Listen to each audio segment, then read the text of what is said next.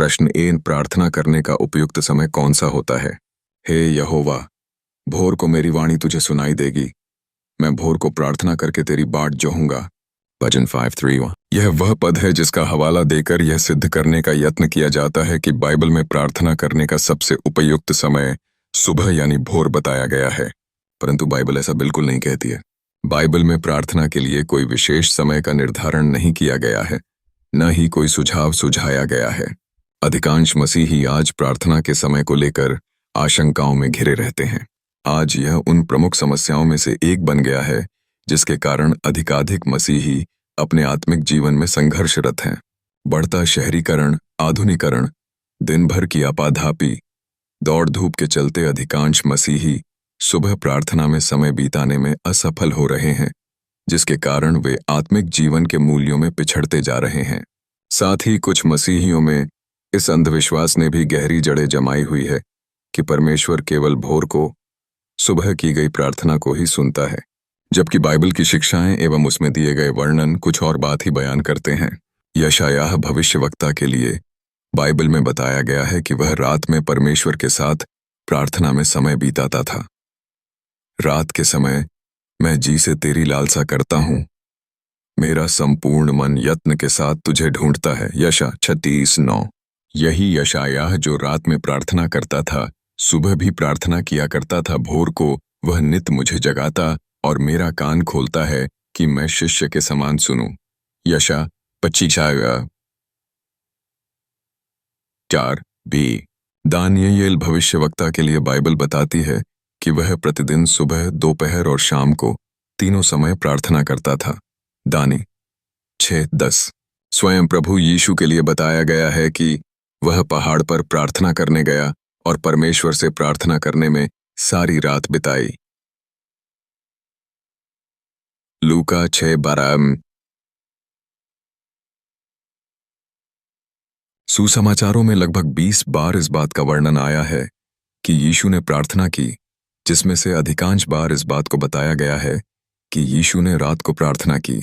पतरस के लिए बताया गया है कि वह दोपहर में भी प्रार्थना किया करता था, तो दोपहर के निकट पतरस छत पर प्रार्थना करने चढ़ा।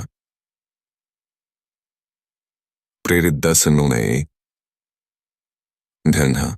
इसी प्रकार कुरनेलियुस पतरस को बताता है कि मैं अपने घर में तीसरे पहर प्रार्थना कर रहा था। प्रेरित 10:30। अर्थात कुरनेलियुस 12 बजे से 3 बजे तीसरा पहर के मध्य प्रार्थना में परमेश्वर के साथ समय बिताया करता था। पौलुस और सीलास के लिए नया नियम के लेख बताते हैं कि आधी रात के लगभग पौलुस और सीलास प्रार्थना करते हुए परमेश्वर के भजन गा रहे थे। प्रेरित को आपे से सने आए समाए ने से कहे ते दाऊद, जिसने अनेकानेक बार अपने भजनों में भोर, सुबह को प्रार्थना किए जाने को प्रोत्साहन दिया है, स्वयं कहता है कि सांझ को, भोर को, दोपहर को, तीनों पहर में दोहाई दूंगा, प्रार्थना करूंगा और वह मेरा शब्द सुन लेगा। भजन 55:17। प्रथम शताब्दी की कलीसिया के विश्वासी विशेष परिस्थितियों में आधी रात को भी प्रार्थना किया करते थे। प्रेरित 12:12। पौलुस कलीसिया को निर्देश देता है, निरंतर प्रार्थना में लगे रहो। 1 थिस्सलुनीके 5:17, जिसका अर्थ भी किसी भी समय प्रार्थना करने से है। अतः बाइबल ऐसा कोई निश्चित समय नहीं बताती है जिसमें प्रार्थना की जाए। बाइबल में प्रार्थना किए जाने पर जोर दिया गया है, किस समय प्रार्थना की जाए इस पर नहीं। गौरतलब है कि बाइबल में प्रार्थना करने के लिए कोई निश्चित या नियुक्त समय नहीं बताया गया है। कोई भी कभी भी अपनी सहूलियत के अनुसार प्रार्थना कर सकता है।